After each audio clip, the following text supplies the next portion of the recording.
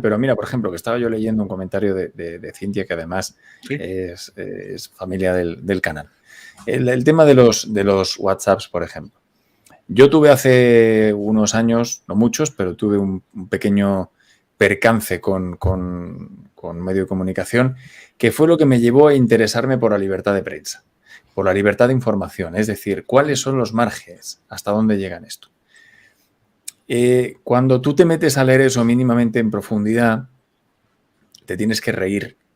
O sea, te tienes que reír porque la libertad de información llega desde que hay una gotera en una vivienda que está perjudicando el parqué del vecino hasta el avistamiento de un platillo volante que aterrice en mi piscina.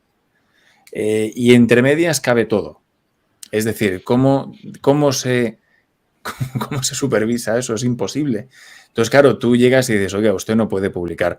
Por una cuestión ya mínimamente humanitaria, usted no puede publicar la conversación de una aberración de la humanidad como es el asesino de Pioz, con la otra parte que yo, desde luego, tengo entendido que está en libertad. Sí, no está, ha quedado en libertad. Bueno, hay un recurso presentado, pero está en libertad. También hay que a mí me parece... político, sí. en Brasil, o sea, a mí me parece, o sea, te quiero decir, se puede alegar todo, que tenía desconocimiento, que no es... Ahora vaya noche que llevamos. Que no es... Que en fin, no voy a decir que sea coautor, pero hombre, tú no puedes tener una conversación de ese nivel con una persona que reacciona así. O sea, es algo increíble. No, pero porque te voy a además... decir una cosa, Julián. Sé lo que me estás diciendo, no se puede publicar. Yo soy de los que piensan que hay que enseñar las cosas en su crudeza, en el sentido de, yo no veo mal, y además tú conoces mi canal, y yo, si tengo que contar una autopsia, la cuento. Lo que no es que buscar el morbo. O sea, hay cosas que no van a ayudar, ¿no? O a déjame que te dé un matiz, porque estoy totalmente de acuerdo contigo. La cuestión es cuándo. ¿Cuándo? Porque si a mí me lo cuentas, si a mí me sacas los WhatsApps, todos íntegros, o la autopsia, como tú estás diciendo, cuando está todo ya sentenciado y cerrado, mire, este es el crimen de Pioz. Me parece fenomenal. Tú tienes interés, tú tienes curiosidad, sabes que lo que te están contando tiene el debido rigor y que no hay ningún tipo de problema, pues está fenomenal.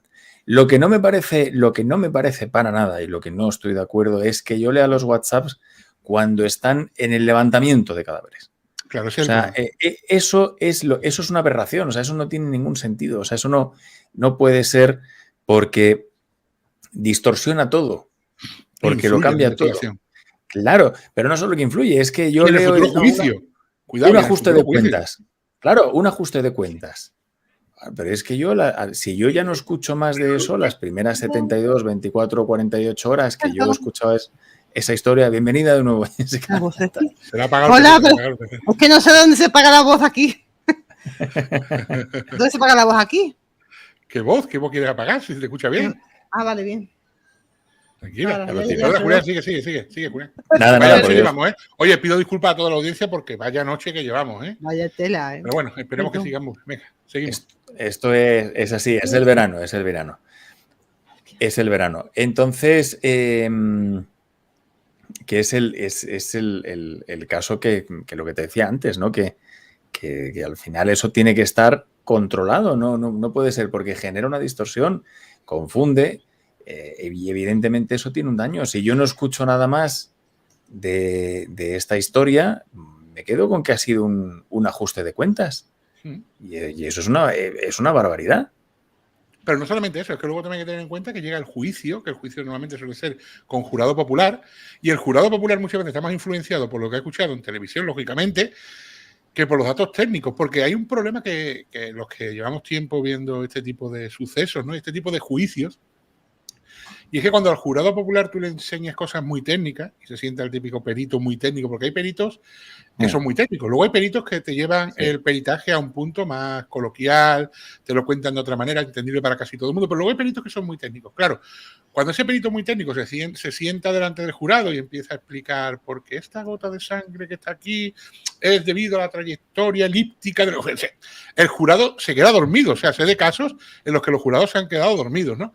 Entonces, claro, ese jurado se deja influenciar más. Cuando llega a su casa, porque también hay que entender que aquí en España el jurado va al juicio por la mañana, pero a la hora de comer se va a su casa y se pone Telecinco, se pone Antena 3 o se pone la 4 y está escuchando el crimen de tal, porque fulanito hizo no sé qué. Claro, entonces, ¿qué le influye más al jurado? ¿Lo que está escuchando en sala o lo que escucha cuando llega a su casa a comerse las lentejas en el descanso y en el receso del juicio, ¿no? Entonces, claro, hay que tener mucho cuidado con esos juicios paralelos que hacemos, con enseñar las cosas, como tú dices, durante el proceso judicial.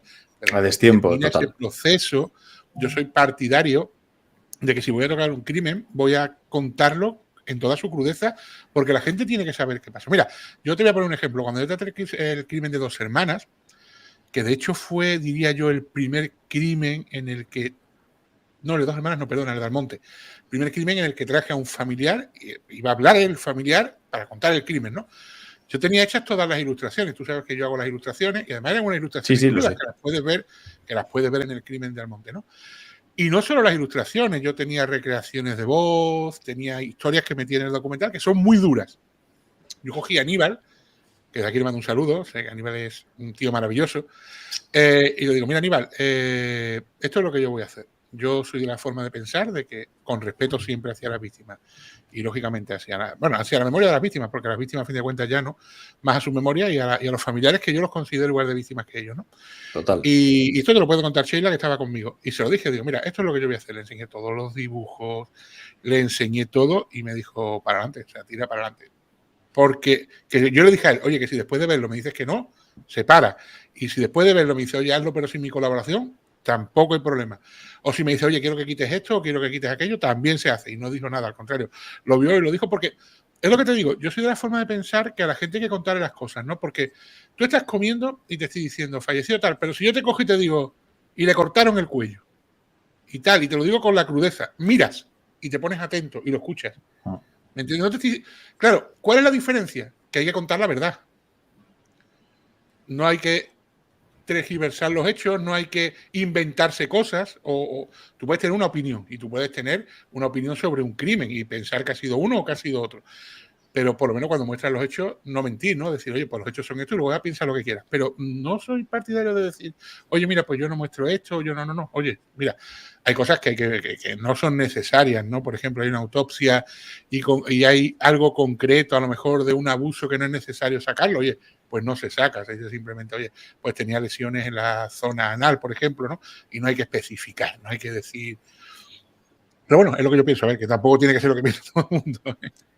Yo estoy, yo te digo que yo coincido contigo, creo que debería ser algo, a estas alturas debería ser algo que pudiese estar mínimamente consensuado con la parte operativa, pero sobre todo lo que te digo es que me parece que la clave y que lo importante, como te digo, es el momento.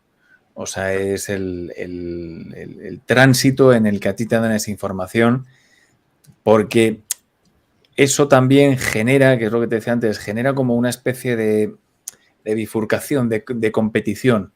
Por un lado está la policía, que saben un montón de cosas que no me están contando, pero afortunadamente están estos medios de comunicación que están de mi parte y me están contando todo lo que los demás no quieren que las autoridades no quieren que se sepa.